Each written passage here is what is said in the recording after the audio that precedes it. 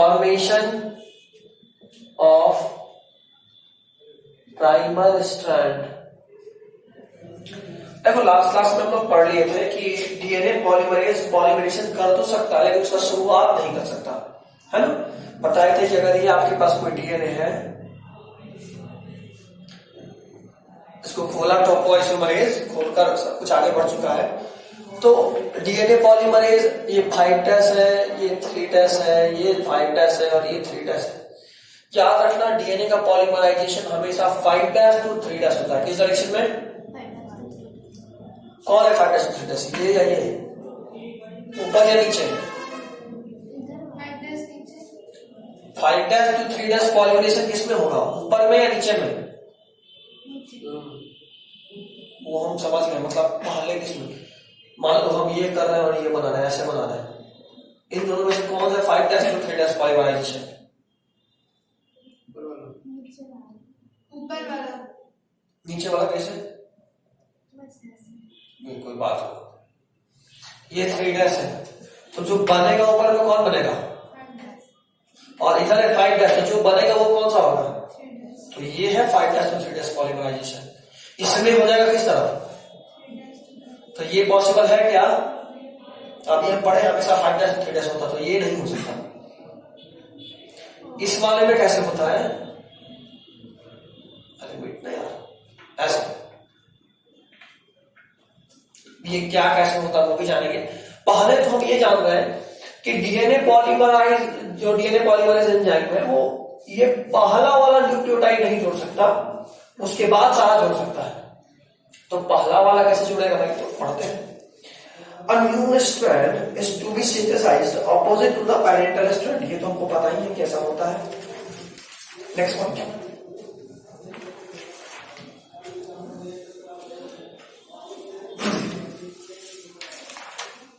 To वाला खोल लीजिएगा।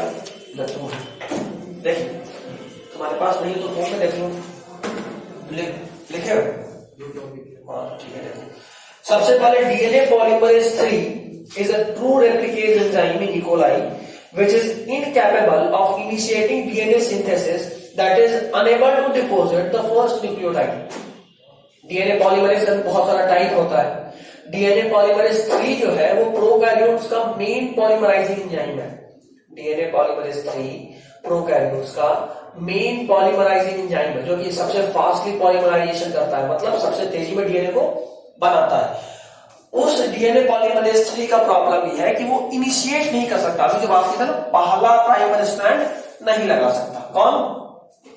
DNA polymerase 3। अभी हम प्रोकैरियोट्स का बात कर रहे हैं और कायदे से इस पूरे टॉपिक में प्रोकैरियोट ही पढ़ेंगे क्योंकि यूकैरियोट में बहुत कॉम्प्लेक्स होता है। ठीक है, अगला पॉइंट सुनिएगा। Another enzyme called primase synthesizes a short primer strand of RNA, the primer strand that serve as stepping stone। Hindi में एक टर्म आता है शिलान्यास, सुने? मंत्री जी इसका शिलान्यास किए, मंत्री जी फलाने का शिलान्यास किए। जब भी कोई चीज बनना शुरू होता है, जैसे कोई मकान भी बनता है तो पहला ईंटा जब रखाता है ना, उसको बोलते हैं शिलान्यास। शुरुआत, काम का शुरुआत करना शिलान्यास है। ठीक है, तो यहाँ पे डीएनए पॉलीमरेज इस काम को नहीं कर पाया कि पहला स्ट्रैंड जोड़े, तो एक और एंजाइम आया, नाम था उसका प्राइमेज। ये प्राइमेज पहला न्यूक्लियोटाइड रखा, और खास बात है कि किसका बना हुआ है ये? आरएनए का। आरएनए का बना हुआ पहला न्यूक्लियोटाइड कौन रखा? डीएनए पॉलीमरेज अभी तक कुछ नहीं किया है। अब देखो, once the initiation of DNA synthesis is completed, then this RNA primer strand is removed enzymatically। मतलब ये जैसे ही डीएनए सिंथेसिस खत्म हो जाएगा, जो बोले भी थे हम आपको कि स्टार्ट तो कर लिए, बट एक बार जैसे ही डीएनए रेप्लिकेशन खत्म होता है, डीएनए पूरा का पूरा एक नया डीएनए बन जाता है, तो इस वाले आरएनए को हटाते हैं और उसके बदले में एक नया डीएनए का न्यूक्लियोटाइड जोड़ देते हैं। ठीक ठीक, चल अगला, elongation of new strand. New strand का बनना आप शुरुआत कर चुके थे, न्यू स्ट्रैंड का स्टेपिंग स्टोन आप रख दिए। अब उसके आगे सुनिएगा, once the primer strand is formed DNA replication occurs in 5' to 3' direction. बहुत इंपॉर्टेंट बात है बच्चों, 5' to 3' रेप्लिकेशन को अंडरलाइन कर लो किसी और कलर से, और उसको ध्यान रखना। ये डायरेक्शन बहुत पूछता है नीट में या नोट्स में भी कि किस डायरेक्शन में होता है डीएनए रेप्लिकेशन, किस डायरेक्शन में होता है। हाँ, किस डायरेक्शन में? 5' से 3'। अब सोचो बनने का 5' से 3', बनने का, तो यहाँ है 3', तो जब बनेगा तो उसके ऑपोजिट में कौन सा डैश बनेगा? तो यहां से यहां, ठीक, समझे बात? अगला point,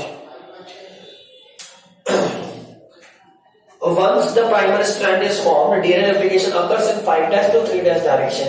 That is, during synthesis of new strand, deoxyribonucleoside triphosphate are added only to free 3' OH end. ये आप सभी लोग जानते हैं कि डीएनए का 5' और 3' किस बेसिस पे बोलते हैं? न्यूक्लियोटाइड का जो पोर्शन फ्री हो उस जगह के हिसाब से उसका नाम होता है। मतलब ये कि 5' एंड पे न्यूक्लियोटाइड का 5' एंड फ्री होता है और 3' एंड पे उस शुगर का 3' एंड फ्री होता है। समझ में आ रहा? ये हम लोग बहुत पहले पढ़ चुके हैं, ठीक? ये हम लोग बहुत पहले पढ़े थे। क्या बिना माइक के आवाज तुम्हारे तक आएगा भी तो पैसा आएगा। पढ़ लो किससे? ठीक है, फिर चलो। तो देखो ये है 3' एंड और ये है मान लो 5' एंड। मान लो का बात कर रहे हैं, ऐसा है नहीं, हम उसके स्ट्रक्चर तुमको दिखा दिए। अगर हम कह रहे हैं कि डीएनए का ये 3' एंड है, मतलब ये कि ये वाला एंड फ्री होगा, और अगर हम कह रहे हैं कि 5' एंड है तो इस एंड पे ये फ्री नहीं होगा, ये फ्री होगा। समझ के बाद? हाँ, 5' एंड पे 5' पोर्शन फ्री होता है, 3' एंड पे 3' पोर्शन फ्री होता है। तो अगर मान लो हम यहाँ 5' पोर्शन रखे हैं तो यहाँ पे पहला न्यूक्लियोटाइड रखे होंगे जिसका 5' एंड पे फ्री होगा और 3' एंड पे फ्री होगा स्टार्टिंग में। बट जैसे जैसे आप अगला जोड़, वो अगला इस 3' से जुड़ गया तो 3' एंड तो फ्री था वो बंद गया, अब फ्री रहेंगे।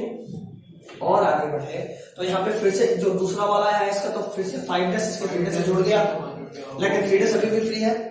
वो 3' फिर अगले वाले से जुड़ेगा, अगले वाले के 5' से 3' और यहाँ का फिर 3' फ्री होगा। समझ रहे हो बात?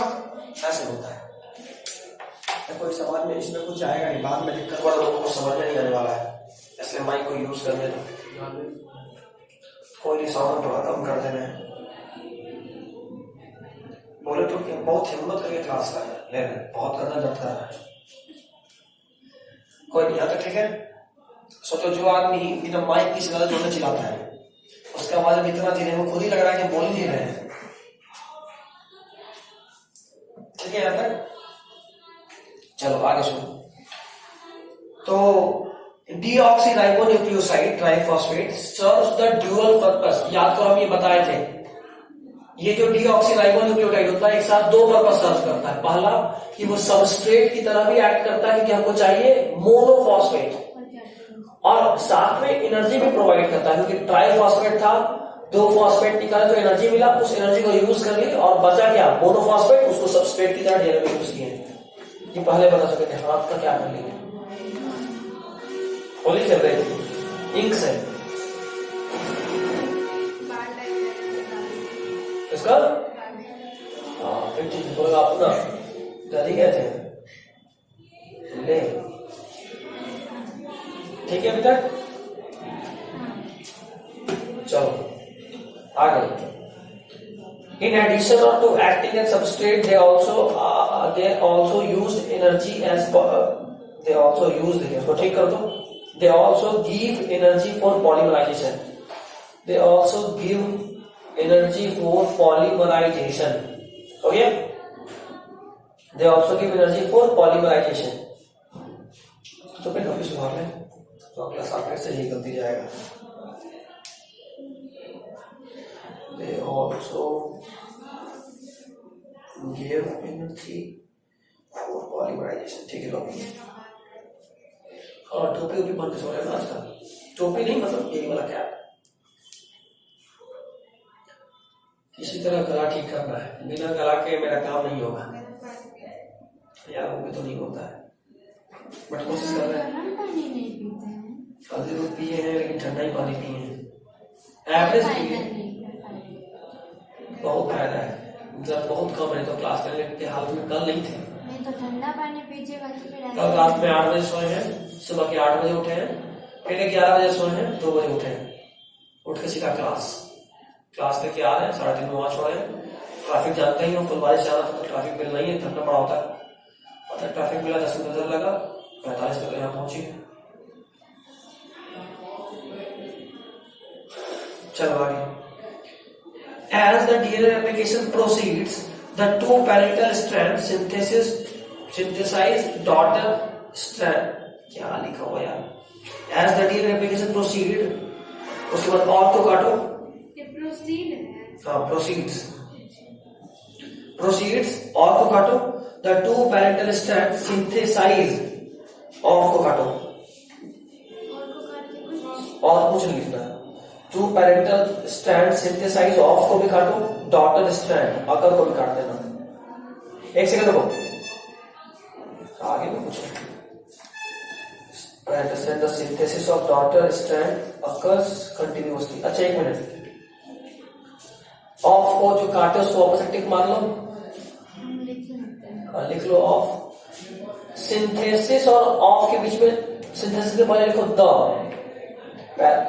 As the DNA replication proceeds, और को काट दो, the two parental strand proceeds in the two parental strand, और को काट के इन करो, जो और कटा था वहां इन करो। As the DNA replication proceeds in the two parental strand, the synthesis of daughter strand occurs. The synthesis of daughter strand occurs continuously along the parental strand and continuously along the parental fetus to fetus strand. मिला? अबे ठीक है? Continuously along the parental fetus to fetus strand. This is called leading daughter strand. देखो यार,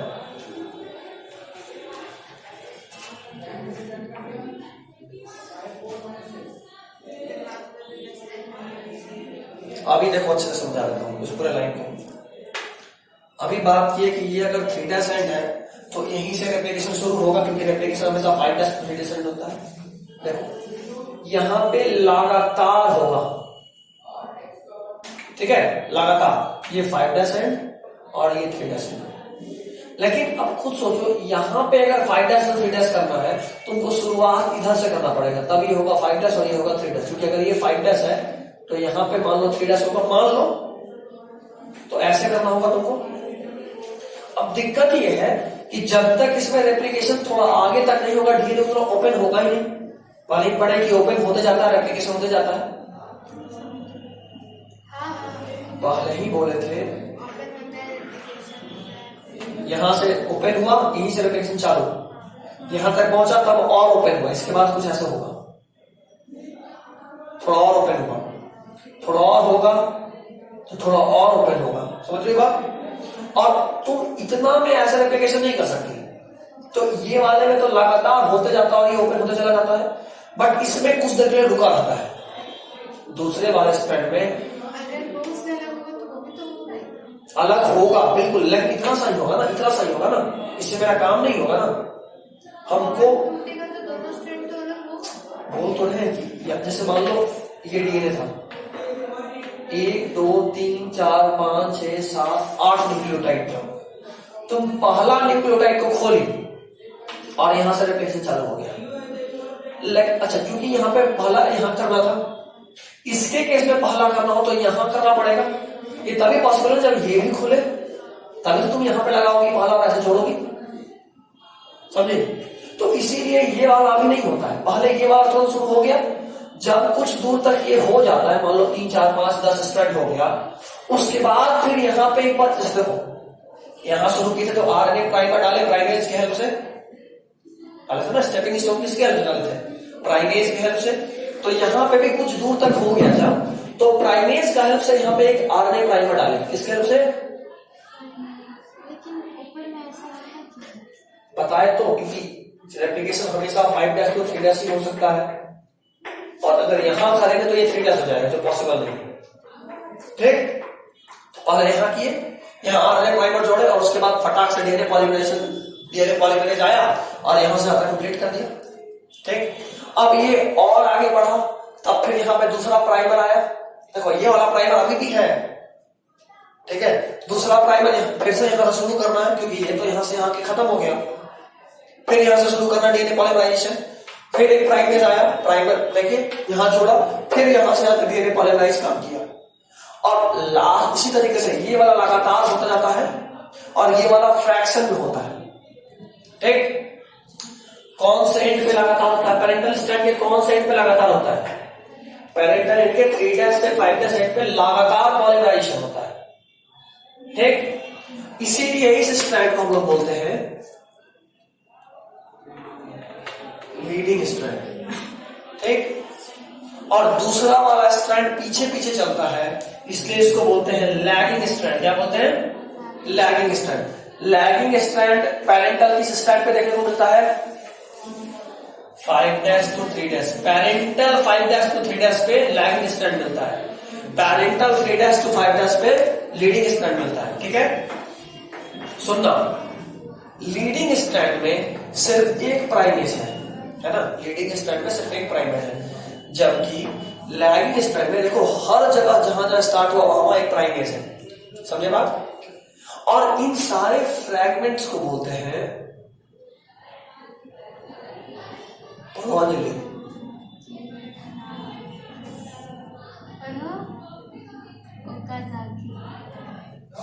Okazaki fragments, ये बड़ा important question बनता है। ओकाजाकी फ्रैगमेंट किसको बोलते हैं, किस स्ट्रैंड पे देखने को मिलेगा? तो अगर पूछे ओकाजाकी किस टोटल स्ट्रैंड पे देखने को मिलेगा?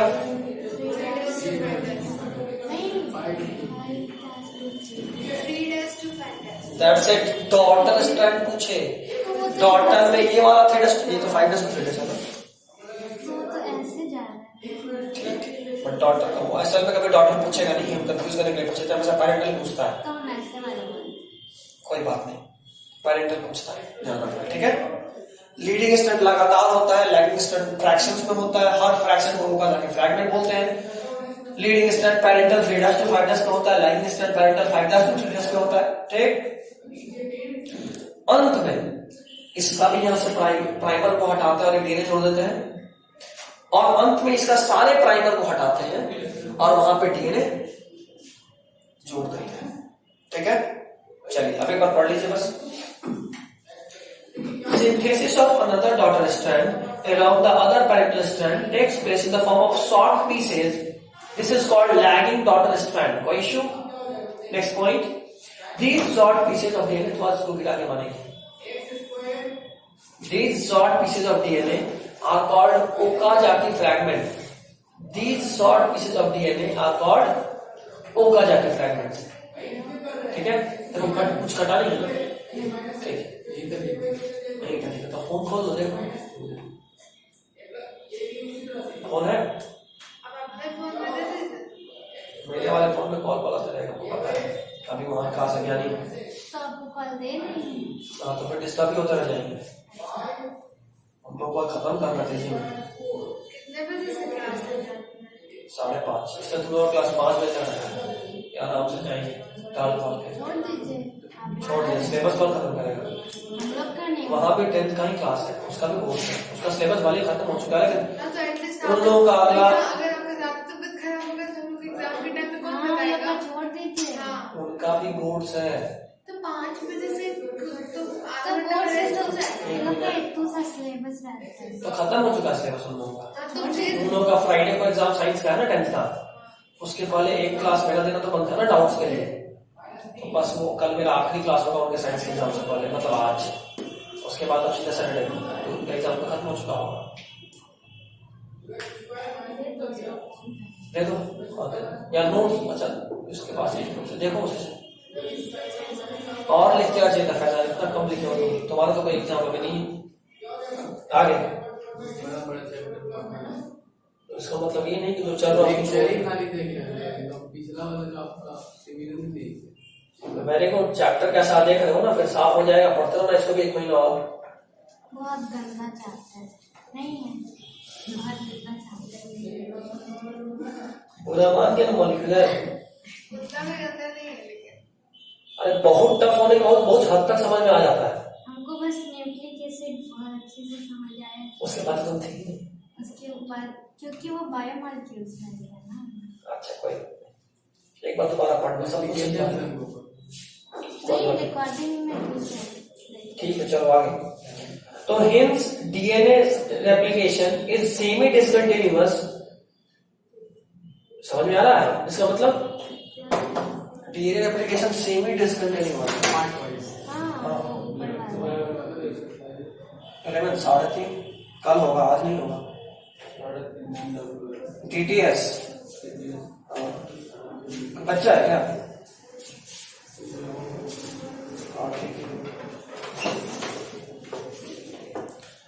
ठीक है तो डीएनए हाँ क्या हाँ सेमी डिसकंटिन्यूअस क्या होता है?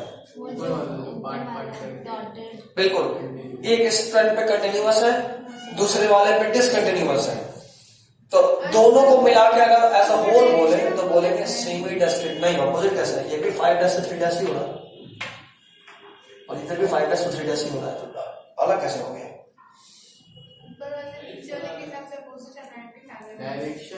डायरेक्शन का मतलब यहाँ पे 5' से 3' और 3' से 5' ही होता है। यहाँ पे इक्वल डायरेक्शन एक उधर जा रहा है किधर जा रहा नहीं। 5' से 3' देखो अगर वो है तो सेम डायरेक्शन का ऑपोजिट। ठीक चलो आगे सुनो। तो चूंकि एक स्ट्रैंड कंटिन्यूअस है और दूसरा स्ट्रैंड डिसकंटिन्यूअस है इसलिए दोनों को मिला के बोले हैं सेमी डिसकंटिन्यूअस। क्या बोले? Semi discontinuous. अगला पॉइंट सुनिए। हाँ मेरा नजर बहुत तेज है। अरे सच में गिर जाएगा थोड़ा सा थोड़ा और पीछे रखिए ना भाई। अरे टेढ़ा हो गया बोल। अब ठीक है? हाँ ठीक। चलो अगला point. Hence DNA replication is semi discontinuous. अगला point discontinuous pieces of lagging strand are joined together by enzyme ligase. Ligase एक ऐसे एंजाइम का नाम है जो मॉलिक्यूलर ग्लू है आपस में दो डीएनए को चिपका देता है।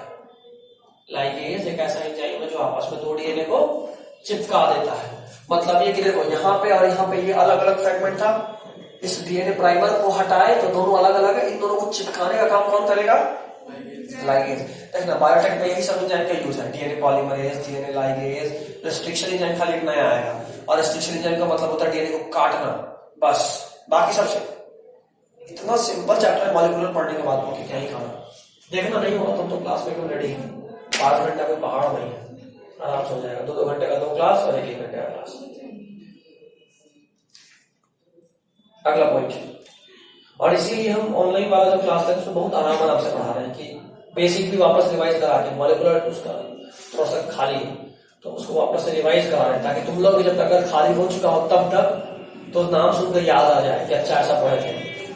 क्लास में अगर हम दिए तो वहां पे ये एक्सपेक्टेशन रहेगा कि आप मॉलिक्यूलर रिवाइज करके आए हैं भले ही सेकंड टर्म में आपको मॉलिक्यूलर नहीं पढ़ना नीट में देना ही है मॉलिक्यूलर नहीं।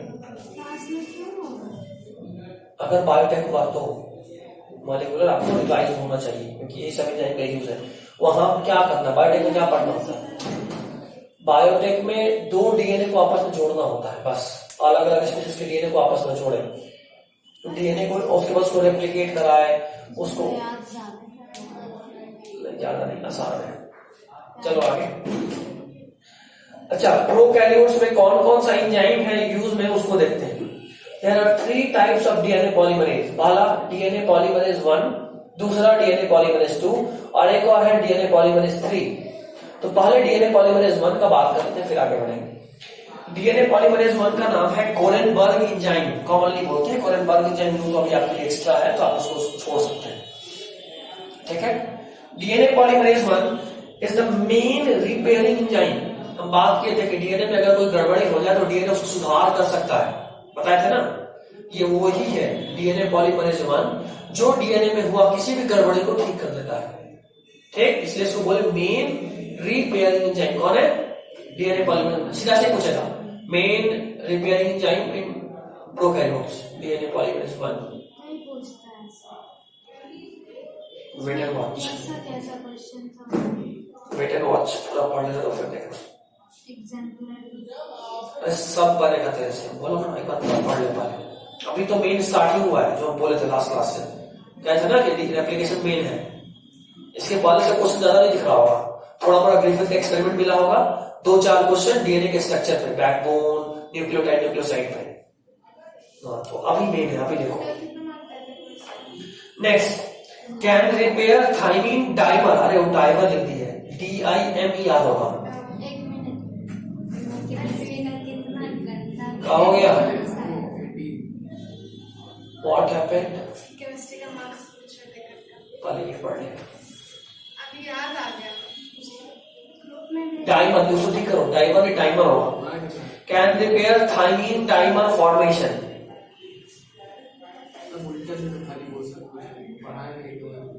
अच्छी बात है, कितने नंबर का था? वैसे ही टाइपिंग सब आ रहा है। एससीसी फेस्टिवल और ग्लूकोज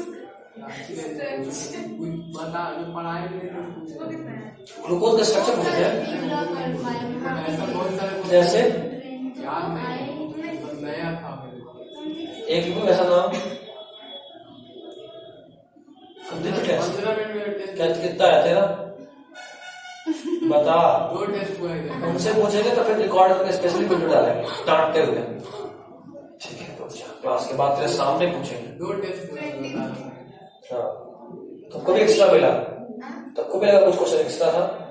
30 में 23 अच्छा है यार, बहुत अच्छा है। मेरे क्लास में सबको आए 25, 28, 27। हाँ तो ऑनलाइन था ना, गूगल खोल के रखा उसमें होगा। हमको 3 नंबर है, 30 में से 3, क्योंकि हम जैसे ही खोले 3 क्वेश्चन बनाए, मेरा सबमिट हो गया, मेरा खुल ही नहीं रहा था। और सर बोले हम तुम्हारे अच्छा कोई बात नहीं। सर 2 बार टेस्ट लगाए। DNA polymerase 1 can repair thymine dimer formation, जो कि यूवी रे के इन्फ्लुएंस में होता है। बताया था कि यूवी रे अगर डीएनए में पड़ गया तो थाइमीन का डाइमर बन जाता है, मतलब 2 थाइमीन आपस में जुड़ जाएगा। ऐसे नॉर्मली ए और टी होना चाहिए ना, लेकिन यूवी रे के इन्फ्लुएंस में ये ए गायब हो जाता है और यहाँ पे टी जुड़ जाता है। ये तो खराबी है, तो इसको भी ठीक कौन करता है? DNA polymerase 1। और यही वो एंजाइम है जो आरएनए प्राइमर को हटाता है। आरएनए प्राइमर जो यहां बना था, जो इधर इधर बना था, उसको हटाने वाला कौन है? DNA polymerase 1। ठीक है, हाँ, ये जो आरएनए प्राइमर रखे थे उसको हटाया कौन? DNA polymerase 1।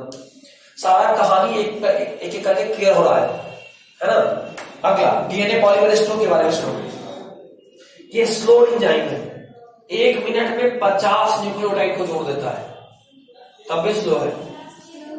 हाँ, बताते हैं, अगला वाला पढ़ेंगे तो दिमाग खराब हो जाएगा, कितना फास्ट है वो। 1 मिनट में 50 को जोड़ता है। ये और भी अदर जो डीएनए पॉलीमरेज होते हैं उनपे सपोर्टिंग रोल प्ले करता है। ठीक है, और सब जो डीएनए पॉलीमरेज होता है उसके लिए सपोर्टिंग रोल। चलिए अब आ जाइए डीएनए पॉलीमरेज 3 पेज नंबर 4 जो पार्ट था। अरे हम सेकंड में 2000। अब सुनो, डीएनए पॉलीमरेज 3 ये मेन डीएनए पॉलीमराइजिंग एंजाइम है जिसका इफिशियंसी बहुत हाई होता है, मतलब बहुत सटीकता और बहुत तेजी में बहुत काम करता है। इसका स्पीड है 1 सेकंड में 2000 न्यूक्लियोटाइड को जोड़ देना। पिछला वाला 1 मिनट में 50 जोड़ रहा था, ये 1 सेकंड में 2000 जोड़ रहा है। तो अब सब, हाँ, वो एंजाइम था, वो फास्टेस्ट एंजाइम था, कार्बोनिक, याद आ रहा है भी नाम? किसमें? मैंने तो ऐसे बोले जैसे पिछला जन्म में पढ़े थे। क्या बात है, कार्बोनिक एनहाइड्रेस आरबीसी में था, ऑक्सीजन ज्वाइन करता था।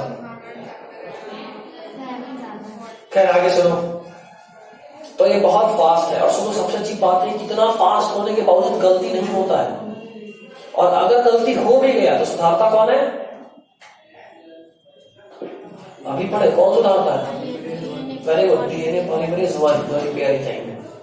ठीक है, ये तो प्रोकैरियोट में 3 तरह का। यूकैरियोट में बात करें तो यूकैरियोट में डीएनए पॉलीमरेज 5 तरह का होता है। क्या? हाँ, इसका काम सिर्फ फटाफट polymerization. Alpha, beta, gamma, epsilon और डेल्टा। चौथा वाला डेल्टा है, 5वां एप्सिलॉन है। अल्फा, बीटा, गामा, एप्सिलॉन और डेल्टा और epsilon. Epsilon alpha, beta, gamma, delta और एप्सिलॉन, ये 5 एंजाइम है जो एप्सिलॉन ग्रीक लेटर है, ग्रीक वर्ड, जिसमें से अल्फा मेन पॉलीमराइजिंग एंजाइम है, बीटा रिपेयरिंग एंजाइम है और गामा माइटोकॉन्ड्रिया में भी डीएनए होता है। याद करो, पढ़े थे हम लोग। माइटोकॉन्ड्रिया से यूकैरियोट में मिलता है जिसमें भी डीएनए होता है, सेमी ऑटोनॉमस, इसलिए माइटोकॉन्ड्रिया प्लास्टिड था, तो उसमें जो डीएनए को रेप्लिकेट करता है वो गामा होता है। Alpha main polymerizing enzyme, beta repair enzyme और गामा माइटोकॉन्ड्रिया और प्लास्टिड में डीएनए रेप्लिकेट करने वाला एंजाइम। ठीक, बाकी दोनों असिस्टिंग रोल प्ले करता है, कोई काम नहीं उसका। बोल जाओ, ठीक ठीक। नहीं तो पिछले जन्म में मैथ्स हुई थी, इसलिए एक जन्म बायोलॉजी को मिला है, अब ये जन्म में आर्ट्स लोगी, फिर कॉमर्स, और एक जन्म में कमाल ही लोगी। सारा चीज होना चाहिए ना। अच्छा बीत गया, कितना वर्ष लेना है तुम लोगों को? अगले जन्म में हम डॉक्टर, कोई बात नहीं, बुकिंग करके आइए ऊपर से। डॉक्टर बनना है। एक ही जन्म को हम लोग जन्म में नेक्स्ट इज ट्रांसक्रिप्शन। अभी तक हम लोग पढ़े डीएनए का क्या होता है, रेप्लिकेशन कैसे होता है, एक डीएनए से दूसरा डीएनए कैसे बनता है। अब हम लोग पढ़ेंगे एक डीएनए से आरएनए कैसे बनता है। तो फोन ले सकती थी, वैसे भी फोन नहीं देख रहा है, हाँ रख ले अपने पास, फोन पढ़ देगा, उस पर भरोसा नहीं उनको। हाँ, फोन अपने हाथ में आए तो हमारा फील आता है। खैर कोई नहीं, ट्रांसक्रिप्शन में एक डीएनए से आरएनए बनाने का प्रोसेस है। हाँ ठीक है, निकल जाएगा, तुम इसे हमने उठने वाले हैं तो क्लास के बाद उठाना, ऐसे भी तो कौन सा लिख लेंगे। डीएनए से आरएनए बनाने का प्रोसेस क्या है, ट्रांसक्रिप्शन। जरा पॉज करो वीडियो।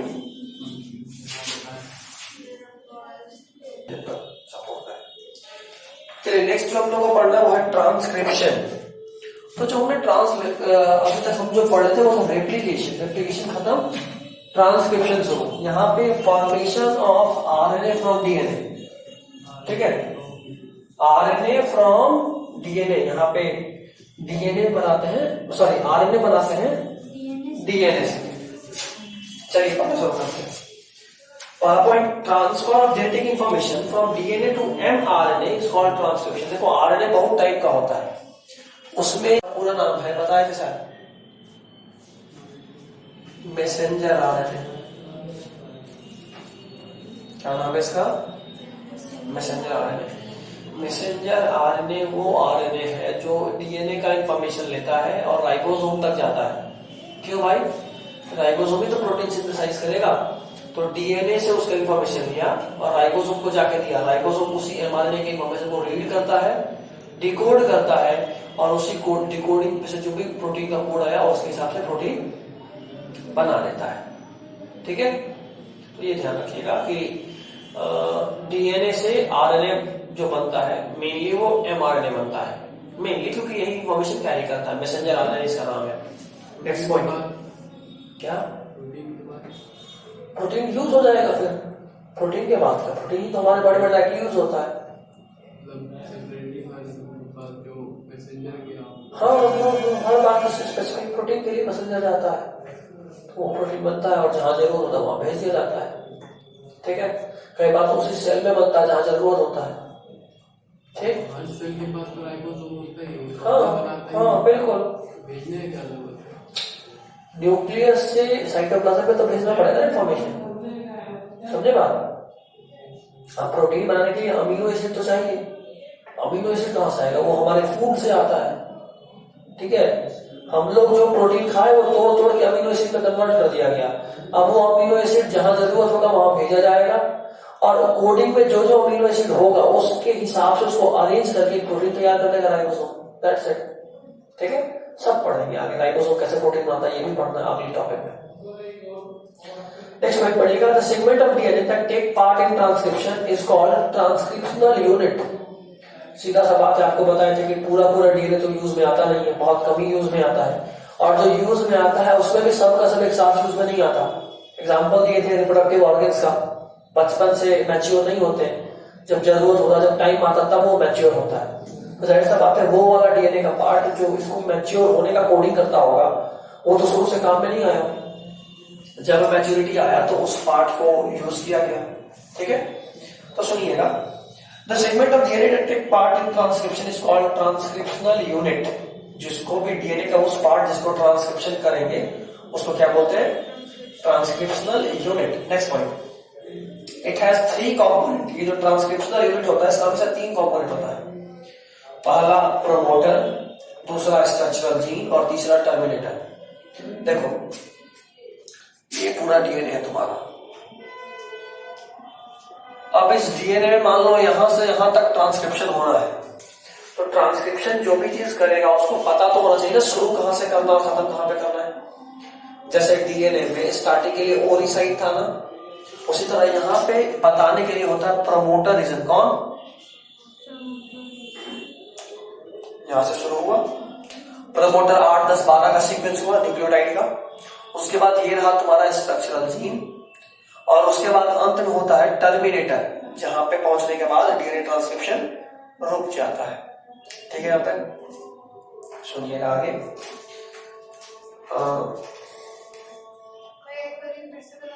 क्या डीएनए रेप्लिकेशन जहां पे शुरू होता है वहां पे प्रमोटर होता है स्टार्टिंग में। प्रमोटर मतलब कि यहां से रेप्लिकेशन शुरू होगा, ये 5, 10, 12 या जितना भी सीक्वेंस का एक न्यूक्लियोटाइड का सीक्वेंस होता है जो बताता है कि यहाँ से ट्रांसक्रिप्शनल यूनिट शुरू हो रहा है। उसके बाद होता है जीन, जिसको मेन तो को ट्रांसक्राइब करना है, जिससे पूरा प्रोटीन का कोडिंग निकालना है। ठीक है, और अंत में होता है टर्मिनेटर, जो ये बताता है कि यहाँ के बाद अब और आगे रेप्लिकेशन ट्रांसक्रिप्शन नहीं करना, नहीं तो पूरा डीएनए ही हो जाएगा ना। हाँ, अगला point, promoter sequence are present upstream 5' end of the structural gene of transcriptional unit। जो प्रमोटर सीक्वेंस होता है वो पेरेंटल स्ट्रैंड के 5' end पे होता है। ठीक है, पेरेंटल स्ट्रैंड के 5' end, अपस्ट्रीम और डाउनस्ट्रीम तुमको पता है, पढ़े हो ना मैथ्स में। अपस्ट्रीम उल्टा अगर चल रहा है, धार जो उल्टा चल रहा है तो अपस्ट्रीम धार के साथ चल रहा है तो डाउनस्ट्रीम, ऐसा पढ़े हो। नदी का बहाव जिस तरफ हो उसी तरफ नाव चला रहे हो तो तुम डाउन स्ट्रीम में चल रहे हो। हाँ, मैंने तो तुम पढ़ा, अच्छा फिजिक्स में भी था। हाँ, और तुम नदी के बहाव के अगर ऑपोजिट जा रहे हो तो you are in downstream. ठीक है, तो प्रमोटर सीक्वेंस जो होता है वो 5' end पे होता है ट्रांसक्रिप्शनल यूनिट की। चलिए नेक्स्ट पेज।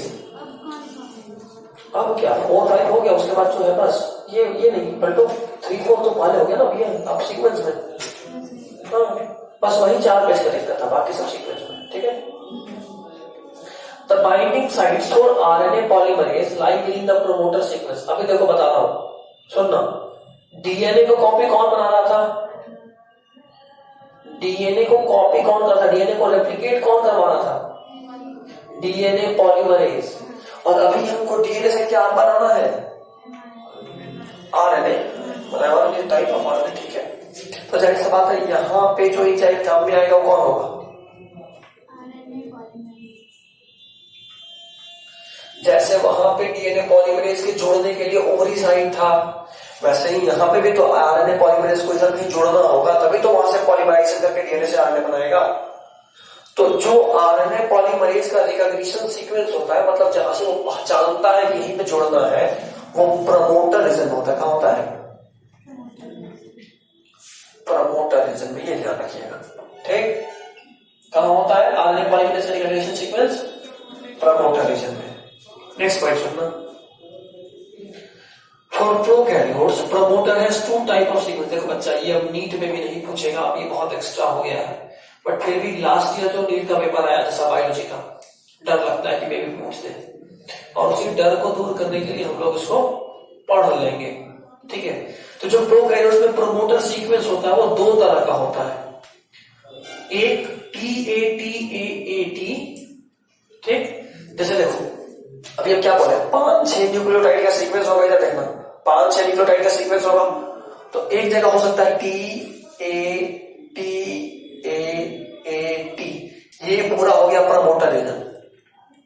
ठीक है। अब इस टी का ऑपोजिट में क्या होगा, A T A T T A, लेकिन हम 5' से 3' का बात कर रहे हैं तो हम इसका बात कर रहे हैं, ठीक। T A T.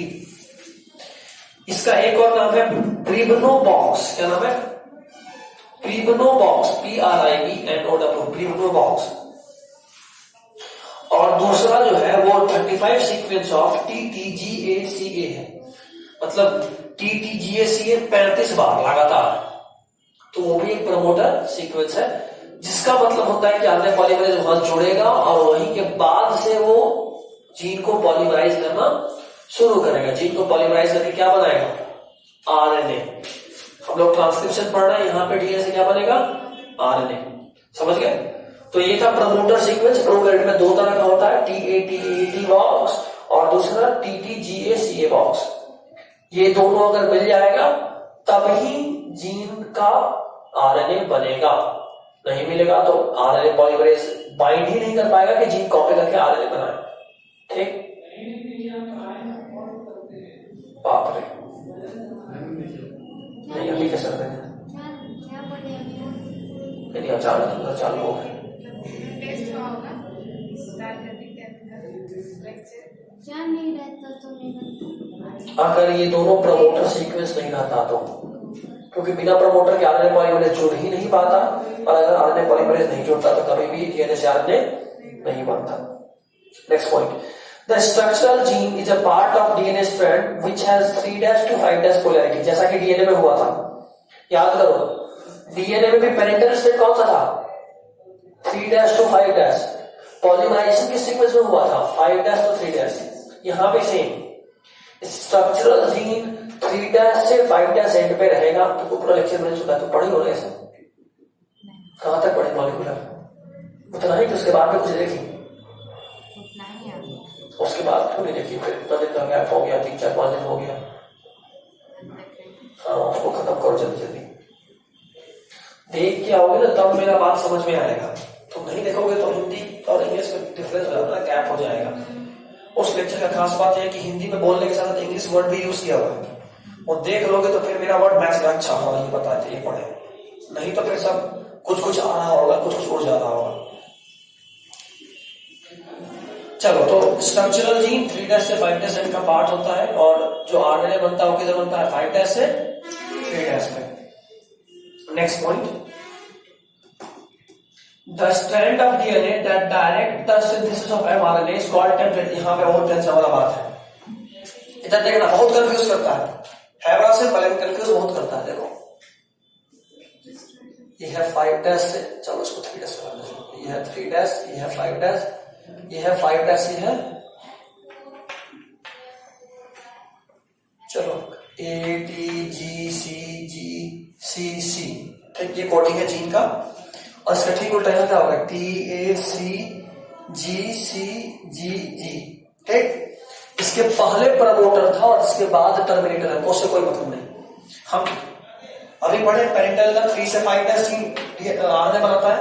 चलो, इसका आरएनए कोडिंग करो, इसका आरएनए बनाना है। आरएनए सिंगल स्ट्रैंडेड होता है, एक के बदले क्या जुड़ेगा,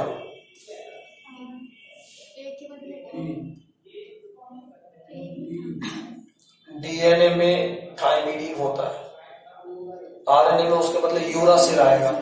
यहाँ ए के साथ यू आएगा, यहाँ टी की जगह यू आएगा ना, तो ए के साथ यहाँ टी जोड़ना चाहिए था कायदे से, तो उस जगह यू आ गया। ए यहाँ सी सी जी सी जी, ठीक। पॉइंट है, इस डीएनए को यूज करके हम आरएनए बना है 5' से 3' में। इस स्ट्रैंड को बोलेंगे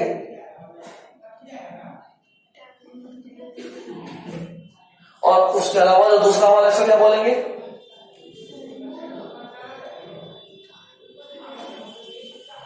ठीक। अब एक चीज और देखो, इसका और इसका कोडिंग मिलाओ, सिर्फ टी के जगह पे यू है, बाकी ए सी सी जी जी सी सी जी जी जी जी सब मैच कर गया ना, सिर्फ थाइमिन और यूरासिल की जगह पे। इसीलिए इसी स्ट्रैंड को क्या बोलते हैं, और ये बड़ा कंफ्यूज करता है। कोडिंग स्ट्रैंड पूछा तो लगता है अच्छा जिससे कोडिंग हुआ, कोडिंग तो इससे हुआ है, तो जिससे कोडिंग नहीं हुआ उसको बोलते हैं कोडिंग स्ट्रैंड। समझे बात? और यहीं पे गेम हो जाता है। ऐसे क्यों हुआ? बस नाम रख दिया, क्या नहीं समझ सकता, हो गया ना। मतलब तो जिससे कोडिंग नहीं हुआ उसको बोलते हैं कोडिंग स्ट्रैंड। ये कंफ्यूज करता है, अभी से ही लग रहा होगा कि यानी फालतू में बना दिया। सेम से मिलाता है। हाँ, क्योंकि उसमें सेम हो जाता है। तो non template strand is coding strand. जो टेम्पलेट है वो नॉन कोडिंग है। टेम्पलेट क्या है? Non coding. अब आखिरी लाइन इस पेज का पढ़ के आज के लिए छोड़ देता हूं। It is identical in base sequence of RNA transcribed from the gene only with T in place of you. मिला? चलो ये भी हो गया। अब इसके बाद पढ़ना टर्मिनेटर। तो टर्मिनेटर अगले क्लास में पढ़ेंगे। This is all for today.